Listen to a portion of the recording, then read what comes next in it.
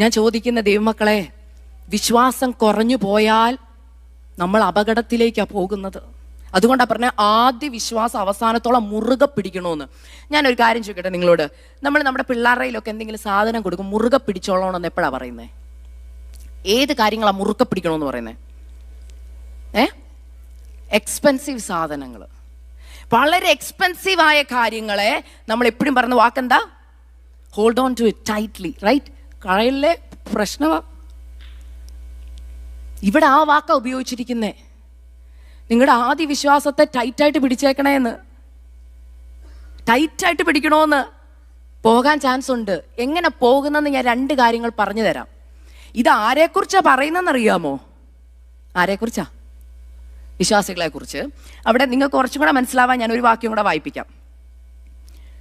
16 തൊട്ടുള്ള വാക്യങ്ങളിൽ 18-ാം വാക്യം ഞാൻ വായിക്കാം.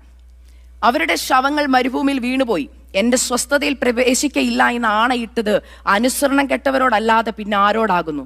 ഇങ്ങനെ അവിശ്വാസ നിമിത്തം അവർക്ക് പ്രവേശിപ്പാൻ കഴിഞ്ഞില്ല എന്ന് നാം കാണുന്നു. അടുത്തത്, അവന്റെ സ്വസ്ഥതയിൽ പ്രവേശിപ്പാനുള്ള വാഗ്ദത്തം ശേഷിച്ചിരിക്കാൻ നിങ്ങളിൽ ആർക്കെങ്കിലും അത് ലഭിക്കാതെ പോയി എന്ന് വരാതിരിപ്പാൻ നാം ഭയപ്പെടുക.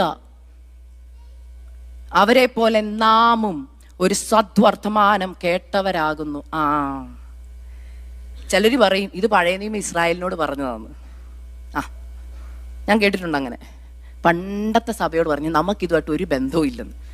അതുകൊണ്ട് 4-ാം അധ്യായം തുടങ്ങിയപ്പോൾ പറയാം അതുപോലെ നമ്മളും കേട്ടിറങ്ങിയവരാന്ന്. ചിലർ പറഞ്ഞ് കേട്ടല്ലേ വിശ്വാസത്തിൽ വന്നത്?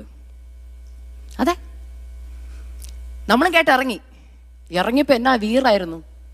ഇറങ്ങിയപ്പോഴത്തെ പാട്ടൊക്കെ ഓർമ്മയുണ്ടോ? അതാ ഞാൻ പറഞ്ഞ ജീവൻ വെച്ചിടും, യാത്ര ചെയ്യും ഞാൻ, ക്രൂശെ നോക്കി യുദ്ധം ചെയ്യും എന്നൊക്കെ പറഞ്ഞ ഇറങ്ങിയത്. ഇപ്പൊ പാടുന്ന പാട്ട് എന്നറിയോ? വീഴാതെ നിർത്തേണമേ എന്നെ. അപ്പൊ അറിയാം വീഴാറായെന്ന്. പാട്ടിന്റെ രീതികളൊക്കെ മാറുമ്പോൾ നമുക്കറിയാം നമ്മുടെ ഫെയ്ത്ത് എവിടാന്ന്.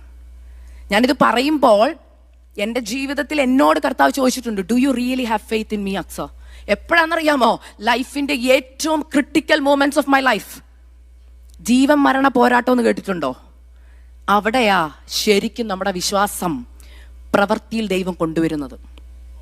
ഇവിടെ ഇരിക്കുന്ന ആരെങ്കിലും ഇന്ന് വലിയ പ്രശ്നത്തിന്റെ നടുവിൽ എന്നോട് പറയാ, സിസ്റ്ററെ, the challenges that I'm facing, it's so hard, I cannot explain to you, but I will tell you something, I have a doubt whether I will be able to overcome it.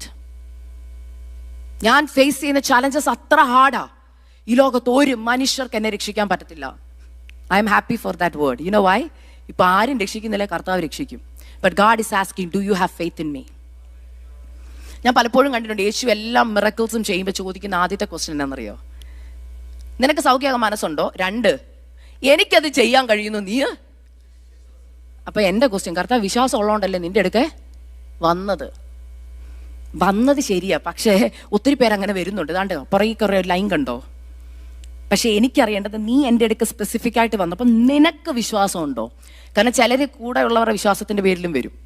കർത്താവ് ചോദിക്കും, നിനക്ക് വിശ്വാസമുണ്ടോ? Do you have faith? എന്തുകൊണ്ട് അത് അങ്ങനെ പറയുന്നതെന്നറിയാമോ? U know Y? കർത്താവിന് വിശ്വാസത്തിന്റെ പേരിലെ നമ്മളിൽ അത്ഭുതം ചെയ്യാൻ പറ്റത്തുള്ളൂ. ഞാൻ ഒരു കാര്യം പറയും, ഈ വിശ്വാസം എന്ന് പറയുമ്പോൾ നിങ്ങളുടെ ഉള്ളിലൊക്കെ ചിലപ്പോൾ ഒരു തോട്ട് വരാം, കർത്താവിനെ അറിഞ്ഞു, യേശു സ്വന്തം രക്ഷിതാവാന്ന് പറയുന്നതാ വിശ്വാസമെന്ന്. അതാണോ വിശ്വാസം? അത് മാത്രമാണോ വിശ്വാസം? ആണോ? കർത്താവിന് എന്തും ചെയ്യാൻ കഴിയുമെന്നുള്ളതാ വിശ്വാസം. എനിക്ക് ഏറ്റവും ബൈബിൾ